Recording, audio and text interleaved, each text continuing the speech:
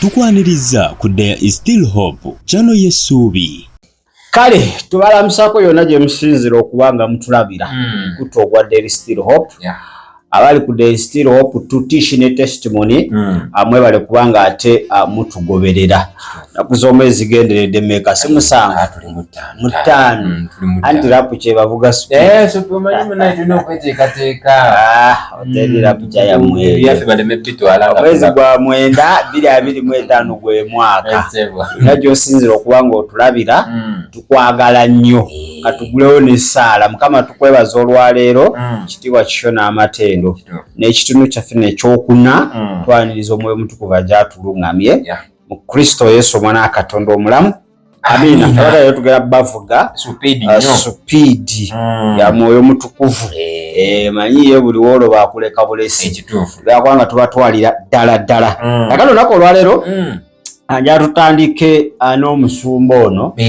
ndowooza naawe ajja kumalako ekikuwujja ekimpujja ku mutwe yagambye ebyawandiikibwa ebimu biri expired byagwako naye bannange aleeta Bible tugamba the word of God is alive and active. Ekigambo kya Katonda kikola kikozi kitala kyabwogi bumeka bubiri musomere oba oteyasomawo ndowooza tanaba kusoma wonya 12 Abebulaniya musomere nagamba ebigambo bino kubanga ekigambo kya Katonda kiramu era kikozi era kisala okusinga buli kitala kyonna ekyobwogi bubiri era kiyitamu n'okwawula ne kyawula obulamu n'omwoyo ennyingo n'obusomyo era kyangu okwawula ebirowoozo n'okufumintiriza okwomu mutima. Ekigambo kya Katonda kiramu oli agamba mbwalo ekya Alex niye anasoma bellako sibategeera ayitago kumuyigiriza kale kasoke tukuwa omusumba oyo osooka omuwulirize ekituufu nnyo ng'akugamba waliwo ebintu ebimu nga byayitako bw'ate saala bw'ate simanyi naabo omugumba kati gw'oli mugumba Estegere tamanyi nti obugumba bwa bika bingi yamanyi kyakuzaala kyo osobola okubeera omugumba mu byenfuna muganda wange nga tulina kuzaalamu okitegedde era akuba nti bano abasajja bagenda nnyo mu Bible colleges babijeeyo abakoleya n'abalala babasomesa wanuwe ngeri emu ekyo kyabagala kituufu eky'obugumba yali mugumba naye ate Bible erina okubikulirwa munene nnyo kati ezo Bible college zikunaazaako okubikulwako omwoyo mutukuvu n'osigaza kwoli nnyini founder kwe yakuteekamu ekyo kye yawandiika kye basomesa buli mwaka tebakyusamu yadde kola yakinaddiini babeera ne manuscripts zaabwe awo kale leka tumukuwa ono omusumba ojja kakasa nti olina okwesomera Bayibuli bwekiri mu seconds entono tujja kuba ate tukomawo. Bakitaffe bayonoona ate tebakyaliwo naffe twetesa obutali butuukirivu bwabwe mulokole weenenye ate tompakkanya kiri mu nnyiriri nkwadde olunyiriri brother preacher ompadde olunyiriri naye luli expired as far as I am concerned. Olwo olunyiriri lufu gyendi luli expired. You gotta know when you meet an expired verse. Staff ebayo no ate tebaliwo tetesa obutali butuukirivu n'olwo kyenenye nnyo. Expired verse. Are you hearing me? I told you, and somebody here is thinking, but Musumbo not avoid day. What is expiring? Okay, read your Bible where it says, now Sarah was barren because the Lord had stopped her womb from having children. Tell me, isn't that verse expired? Nziram, isn't that verse expired? Is Sarah still barren? Would you be here if Sarah was still barren? Expired verse. What about Hannah being barren? Isn't that expired verse? What about Rachel being barren? Wasn't that expired verse? Isn't it in your Bible? You must know when you read expired verses. You say, Papa, why are they there? They are story builders. They are part of the story. Kale, ndowooza omuwulidde. Ebyo babagamba mu church. Akitafa bayonona. Mwenenye. Mwetika obutali butuukirivu bwabwe. Omukama. Paka ku mulembe ogw'okumeka. Ogw'okuna. Ng'akola si. Ng'ayona. Mukama akyawa obajjukira paka ku generation eyokumeka eyokuna bibiri expand Sarai singa yakyali mugumba singa oli singa siribu nomusubana ile simani kakati njategera nti Bible eyo eyogera mu past present ne future bintu bisatu kitegedde nkitegeera kati ffe twava mu Sarai Sarai zokuba kasa zino taliiwo kituufu takyali muki mulamu naye ate mu baana be mulimu abagumba mwebali mbazzukulu be nga gye bali mulimu abagumba ate okyane kati kikyakola kikolera ddala ekyokubiri tetwogera bwogezi ku bugumba obw'omwana obw'okuzaala omwana obugumba bwa bika bingi biyitirivu ddala wali abantu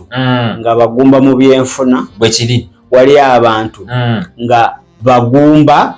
mu byokufuna ababeezi nga bagumba nga tafuna kitegeera buli omu alina obugumba bw'alikola ki bw'ayitamu omuganda aga nti buli omu waali bw'alabira omwezi n'enjuba bw'alabira omwezi neki n'enjuba munnange n'enjuba so okusinziira ku ntegeera ye ayinza okuba mutuufu nga ye naye tutaganyula Bayibuli eyo eri mu past present ne future ekyayogera paka tewali lunyiriro ly expired mu Bayibuli eyiri zonna namu zitayogerera ddala zogerera ddala bulungi namu kiri eri ggwe situation gy'olimu bwe kiri wowe olunyiriro lwadressinga ggwe oba someone else kituufu oyinza okuba nga lulina gwe lwogerako akaseera ako nga gwe terwogerako ggwe ate akaseera ne katuuka nga waliwo ate olunyiro lulala ng'ate oli terumukwatako ate nga lukwata ku ggwe kunze bwe kiri mu kwekyekinga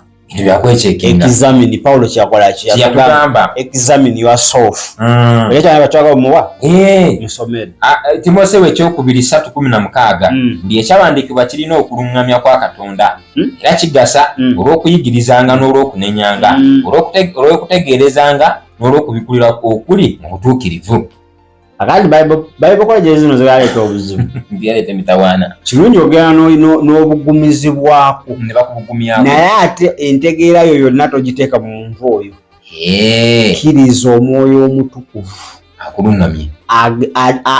ainterpretinga ebintu avunule ekituufu nnyo naye kati zino Bible college kyezikola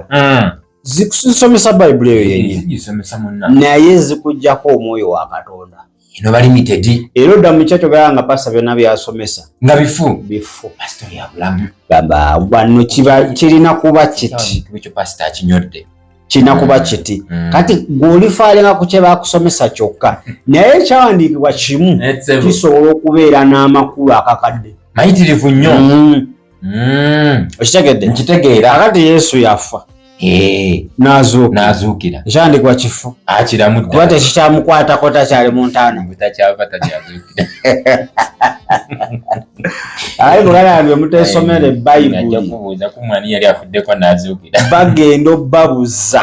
bwe kiri okitegedde ali bambi ekibiina kyo kiri ez'engalo muna ezibonaabona endiga zirabinaku olima ekisaawe ekituuka ne batufuula embuzi naye nga ffe tumanyi tukyali mu ndiga sitayiro nga tugenda bugenzi mu maaso nga tuli mbuzi tetutegeera batutwala kulya tuwalira buwagizi kakati abasomenaku nti bakyalina kusaasira naye olwo teroba luligaliga kuba gyolutwala gye lugenda nedda wezibandigazo zino ze basalamu nnyama si ze ziri eza Yesu manyi Yesu yatulifaalinga ku ndiga okubanga neetwaze kituufu agamba tubeere nga zo era bagisala tekuba kerebe esirika busirisi era endiga okujja ne babba ekisibo kyonna n'otawulirako wadde emu ewogana tawulirako yadde emu enyega endiga yo fuba kutambuza nte gagaligagaleke gajja kujja nga gagoberera nte kituufu kakati Yesu yayagala tubeere beetwaze okufaanana ekisolo ekyo kituufu nnyo wabula teyategeeza nti tuli ndiga eyo tetuli nsolo ezo wabula zirina kalakita ezimu ze yayagala muffe tukoppeko kakati oyo musumba banaye musumba gwe sigaza ne idea yo leka abantu omwoyo mutukuvu ababikulire ababulire nyo lwaga nti ebyandika emu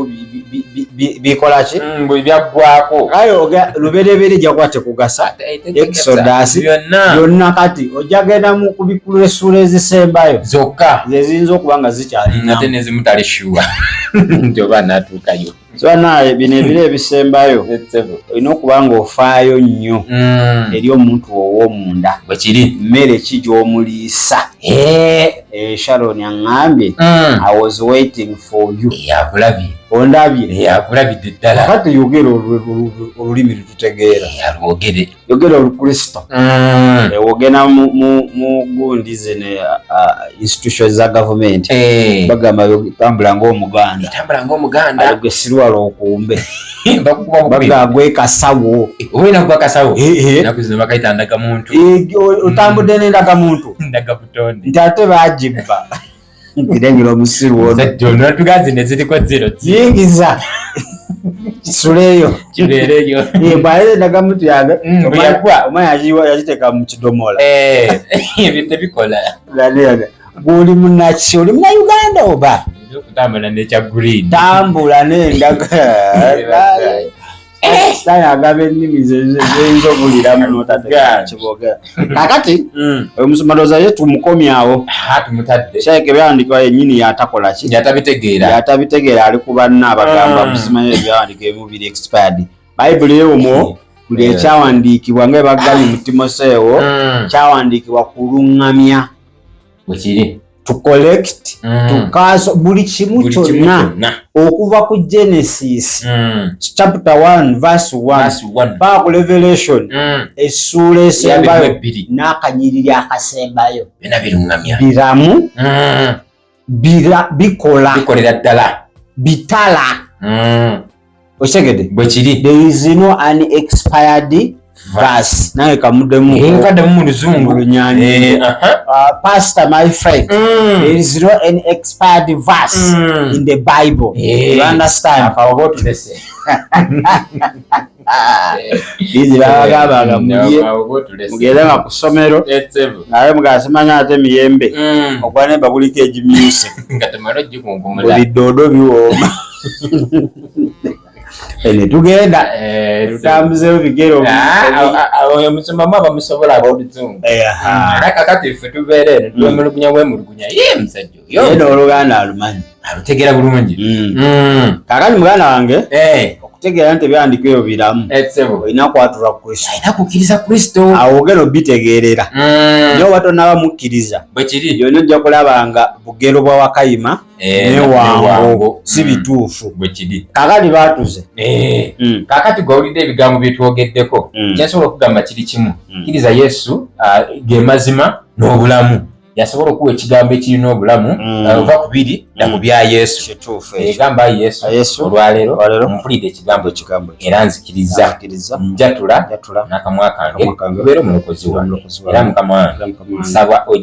ojje erinnya lyange ebitabo by'okufa oliwandiike ate mu bitabo by'obulamu weebale Mukama kubanga ondokodde amiina as simple as eating what porridge ako kabato bintu gira okitegeera kakati tugenda kwetololamu wetula tugagerako mu ggwanga eri America tulaba munnauganda omusajja eyefuula omukazi yabadde agenze mu lukuŋŋaana olumu oba bannayuganda era lwategekebbwa mu USA eyo ne bamufulumiza kipayopayo yali bamanyi mbu eddembe balina lingi yazze yenna ssebo yeemoloddola yana sitaani mubi nnyo bamufulumizza ssebo musajja mukulu mukazi ebweru n'ayomba bubi nnyo n'awandaawo ebigambo akati mu Uganda tulina abasobola yani sempa yavuddeyo n'agamba nkusekeredde babye n'okukuba engolo Joy number genda bamukubye so katukomewo tugere mu ggwanga erya US tulabe kiki ekyabaddewo mwana mulenzi eyeyita mwana muwala gwe bafulumizza nga talaba mabega na maaso nagezaako okunnyonnyola yenze Kimu omuki nze madamu Kimu nti ate ffe tumanyi olissa nti temumanyira lwakuba ndi musiyazi nga yenna ali waati njikiza naye nga nkyasoma alina omwana nga muta Faruku ba yali musiyazi simanyi banaye enziruka era nga okudduka yagaddukire mu bawala ng'akola bw'ati 15 oba 12 egyo atambula waati akabina ngazeewo ng'akawanika mukko ng'enswa ensejjere etambula ekabina zeeti nga n'okulya abeera waati n'enjogera olumana bannange agirako emyusa mimwa awo nali sinabitegeera naye singa nayangwako ng'ambi manyi aliwo yaneggundi terera mulayini ovuga mpanka ndokubavugana mipiira kale katutulemuko katono tusobole okuba nga ate tukomawo. Webale kulaba There is Still Hope. Okumanya ebisingawo tukubire ku 0752 34 14 47 oba ku 0761 08 83 15. Osobola n'otufuna ku email eya tishitv74@gmail.com. Eno ye There is Still Hope, channel y'essuubi.